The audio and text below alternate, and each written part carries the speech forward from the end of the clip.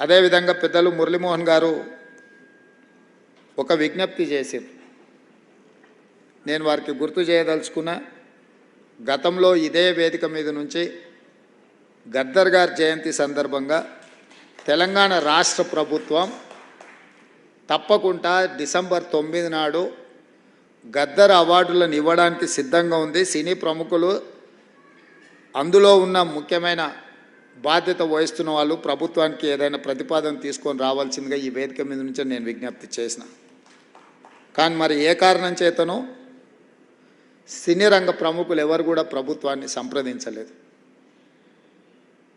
మరి తెలంగాణ రాష్ట్ర ప్రభుత్వం ఒక అడుగు ముందుకేసి మీరు విజ్ఞప్తి చేయకంటే ముందే నేను ప్రకటన చేసిన, నంది అవార్డులు అంత గొప్పగా తప్పకుండా తెలంగాణ రాష్ట్ర ప్రభుత్వం కార్యక్రమాలను చేపడుతుంది.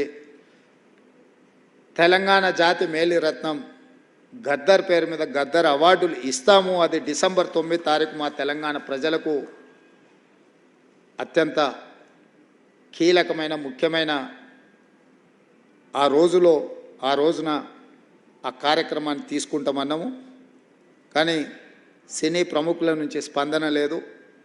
ఇప్పటికైనా సినిమా రంగానికి సంబంధించిన ప్రముఖులు ముందుకు వచ్చి ఈ ప్రతిపాదనను, ఈ కార్యాచరణను ముందుకు తీసుకెళ్తే తెలంగాణ రాష్ట్ర ప్రభుత్వానికి ఇంకో రెండో ఆలోచన లేదు. తప్పకుండా ఆ కార్యక్రమాన్ని ముందుకు తీసుకెళ్తామని చెప్పి కూడా నేను వారికి తెలియజేస్తున్నా. ఏది ఏమైనా శివశంకరి గారికి